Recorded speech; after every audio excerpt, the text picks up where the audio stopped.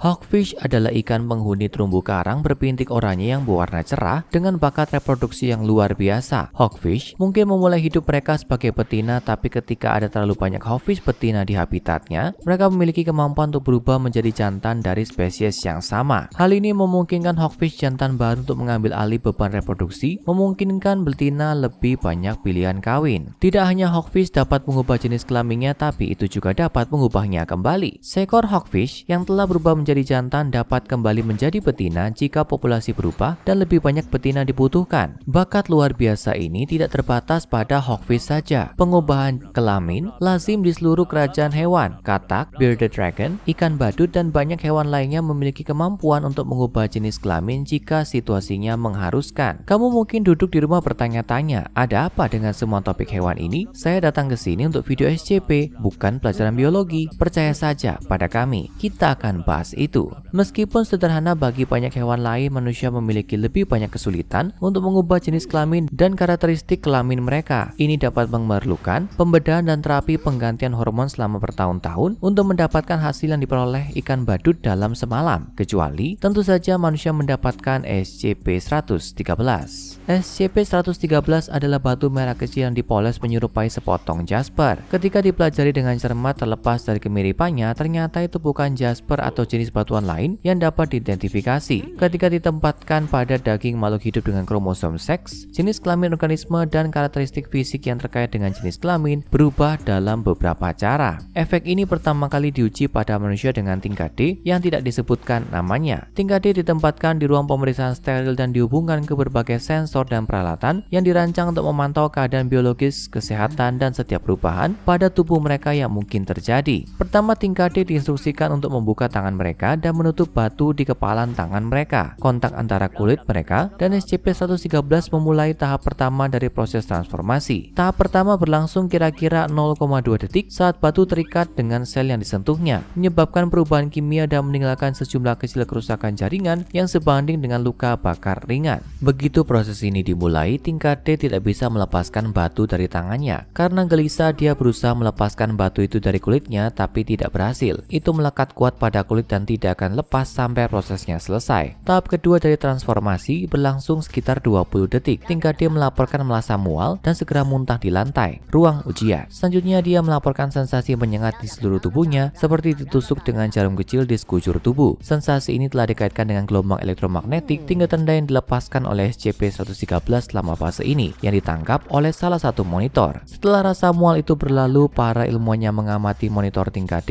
mulai mencatat dengan cepat, terkejut dengan apa yang terjadi. Meskipun modalitasnya tidak jelas, susunan seluler objek mulai berubah. Beberapa selnya terdata sebagai bukan manusia dan yang lainnya terdata sebagai sel induk manusia. Pada titik ini, tingkat D mulai berteriak kesakitan, semua saraf sensorik di tubuhnya dirangsang sekaligus dan aktivitas otaknya penuh pada tingkat yang mirip dengan kejang. Akhirnya begitu teriakan itu berhenti dan tingkat D telah terdiam, batu itu terlepas dari tangannya dan jatuh ke lantai. Setelah ini, pemeriksaan fisik penuh dilakukan dan tingkat D dipastikan telah mengalami perubahan fisik yang dramatis. Semua karakteristik seksual primer dan sekundernya berubah secara permanen. Sementara efek SCP-113 pada manusia dengan identitas kelamin sepasangan, laki-laki dan perempuan telah dipelajari, masih sulit untuk menentukan jenis dampak yang mungkin dimiliki batu itu pada seorang dengan identitas kelamin non-pasangan, atau jika batu itu benar-benar mengambil identitas kelamin. Diperhitungkan sama sekali. Ada beberapa bukti bahwa batu dipengaruhi oleh identitas kelamin, meskipun hal ini tidak selalu konsisten. Sementara SCP-113 mengubah fisiologi subjek tes, itu tidak berdampak pada pikiran. Identitas kelamin subjek tetap sama sebelum dan sesudah pengujian dengan batu. Dalam kasus satu individu interseks yang terpapar batu, karakteristik seks sekunder dan primer mereka berubah menjadi lebih tegas pada identitas kelamin individu. Namun karena ini masih sangat tidak konsisten dan tidak dapat diprediksi, belum lagi kemungkinan disertai dengan efek samping yang belum ditentukan, SCP-113 tidak boleh dianggap sebagai alternatif yang aman atau layak untuk operasi konfirmasi kelamin bagi individu transgender yang mungkin mencarinya. Penelitian lebih lanjut diperlukan pada subjek. Biasanya merupakan praktik ilmiah standar untuk menguji pada hewan sebelum menguji pada manusia. Namun organisasi SCP tidak begitu dikenal dengan praktik penelitian standarnya. Setelah percobaan manusia yang cukup telah dilakukan, peneliti organisasi yang mempelajari SCP-113 memutuskan untuk menguji efeknya pada organisme non-manusia lainnya. Ada banyak keingintahuan tentang bagaimana hal itu dapat berdampak pada berbagai hewan, terutama mereka yang dimorfisme seksualnya atau bahkan seluruh hubungannya dengan seks dan kelamin secara fundamental berbeda dari manusia. Dengan kucing, tikus, dan anjing standar, dampaknya pada dasarnya sama dengan manusia. Pertama, batu mengikat kulit, kemudian itu memancarkan gelombang elektromagnetik yang menyebabkan mual dan muntah. Selanjutnya, saraf sensorik dirangsang selama 20 detik saat sel berubah. Akhirnya batu itu terlepas dari kulit dan transformasi telah selesai. Menarik pada awalnya, tetapi setelah tikus ke-20 itu mulai menjadi sedikit biasa. Namun paparan spesies tertentu lainnya ke SCP-113 menghasilkan beberapa efek yang tidak biasa. Ketika sejumlah komodo terpapar SCP-113, kromosom mereka berubah dari ZWZZ menjadi WW yang mengakibatkan kematian reptil tersebut. Ketika nematoda baik jantan atau hermafrodit terpapar, tidak ada pejantan yang dihasilkan selama percobaan. Nematoda jantan berubah dan menjadi hermafrodit dan spesimen hermafrodit sama sekali tidak terpengaruh sejauh yang dapat dipahami oleh para peneliti. Cacing tanah yang terkena batu tidak berubah sama sekali dan proses transformasi berhenti selama tahap 2 setiap saat. Beberapa hewan yang disebutkan sebelumnya juga digunakan sebagai subjek uji untuk menentukan apa efek batu itu pada makhluk yang sudah secara alami mengubah karakteristik seksnya. Ikan badut yang terkena batu tidak mengalami perubahan pada karakteristik seks mereka, tapi anehnya berubah warna dari putih dan jingga menjadi biru cerah. Tidak ada efek samping yang diidentifikasi. Bearded dragon yang terpapar SCP-113 secara spontan mulai bertelur yang segera diambil dan ditempatkan ke dalam inkubator untuk dia mati. Setelah menetas, telur berisi bayi bearded dragon biasa yang tampaknya tidak memiliki perubahan fisiologi atau efek sisa dari batu tersebut. Hawkfish yang terkena batu hanya berubah dengan cara yang sama seperti di alam liar, dari betina menjadi jantan hanya pada tingkat yang lebih cepat daripada dalam keadaan alami. Sisa hewan yang diuji memiliki hasil yang sama dengan cacing tanah. Batu itu terlepas begitu saja dari subjek uji selama tahap 2 transformasi seolah-olah itu menyerah. Karena SCP-113 diklasifikasikan sebagai aman dan hanya berdampak pada mereka yang sengaja melakukan kontak fisik dengannya, prosedur penahanannya relatif sederhana. Batu disimpan dalam penyimpanan standar di lokasi 23 dan dapat ditangani dengan sarung tangan laboratorium. Tidak ada makhluk hidup yang diizinkan untuk terpapar SCP-113 kecuali telah disetujui secara resmi. Jika terpapar SCP-113, anggota harus berada di bawah pengawasan medis selama 7 hari untuk mempelajari dampaknya dan memastikan tidak ada efek samping yang tidak diharapkan. Setelah melakukan berbagai percobaan pada hewan, waktu penelitian yang ditetapkan untuk SCP-113 menjadi ingin tahu lagi tentang dampaknya pada subjek uji manusia. Bukan pada subjek baru, tapi subjek yang telah diubah oleh SCP-113 dalam satu atau lain cara. Mereka ingin menentukan apa yang akan terjadi pada seseorang yang kembali terkena batu itu.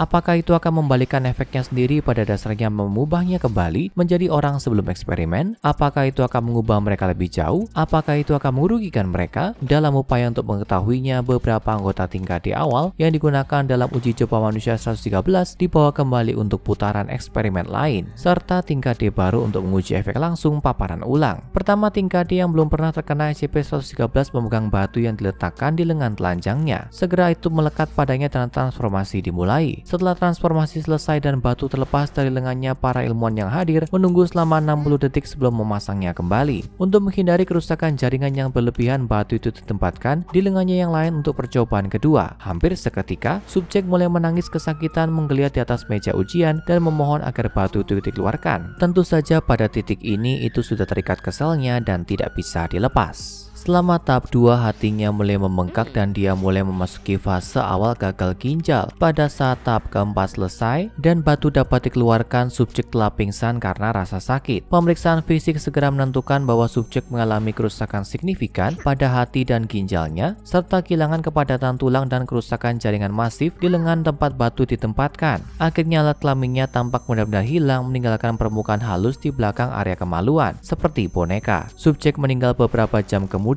karena kegagalan organ dan pendarahan internal. Dapat dimengerti bahwa sisa dari tingkat D enggan untuk diekspos kembali ke batu itu, tapi sayangnya bagi mereka dan untungnya bagi organisasi, mereka tidak punya banyak pilihan. Keamanan mengunci pintu ruang pemeriksaan dan eksperimen berjalan sesuai rencana. Exposure ulang setelah waktu yang signifikan telah berlalu memiliki tingkat keberhasilan yang jauh lebih tinggi daripada paparan ulang langsung, dan subjek uji lainnya selamat dari transformasi kedua mereka di tangan SCP-113. Namun namun itu tidak mengembalikan mereka ke keadaan sebelum mereka pertama kali terpapar batu itu. Beberapa dari mereka tidak mengalami perubahan fisik sama sekali, kecuali sedikit kerusakan jaringan di mana batu menyentuh kulit mereka. Yang lain mengalami perubahan fisik yang tidak ada hubungannya dengan karakteristik seks mereka. Mata satu subjek berubah warna dari hijau menjadi ungu, sementara subjek lain yang menderita pola kebotakan pria muncul dari eksperimen dengan rambut penuh di kepala. Beberapa perubahan lebih dramatis. Satu subjek berakhir dengan bulu yang tumbuh di seluruh permukaan kulitnya, yang lain kehilangan semua giginya. Satu subjek tes yang sangat aneh tampak benar-benar biasa dan tidak berubah sampai pemeriksaan fisiknya. Selama pemeriksaan ditemukan bahwa semua organ internalnya telah berubah tempat di dalam tubuhnya. Konfigurasinya benar-benar terbalik. Dia tampak tidak terluka dan dapat berfungsi seperti biasa dan masih bekerja di organisasi sampai hari ini. Bahkan ketika paparan diberi jarak semakin sering, seseorang melakukan kontak dengan SCP-113, semakin aneh efeknya. Detailnya telah dihapus dari file resmi organisasi, tapi ada rumor bahwa satu subjek uji setelah paparan kelimanya ke SCP-113 berubah menjadi sesuatu yang sama sekali tidak manusiawi dan mungkin mematikan. Seperti yang saya katakan, detailnya telah dihapus dari file, tapi kabar menyebar, terutama kata-kata seperti cakar dan tentakel asap. Itu mungkin hanya rumor, tapi siapa yang tahu? Biologi penuh dengan misteri dan masih banyak yang belum kita pahami tentang alam dan cara makhluk hidup dan dapat berubah menjadi lebih baik atau lebih buruk. Mungkin beberapa misteri, terutama misteri SCP-113, lebih baik dibiarkan saja. Sekarang tonton SCP-004, 12 kunci perkara dan pintunya, dan SCP-500, Panacea untuk objek SCP yang lebih tidak biasa.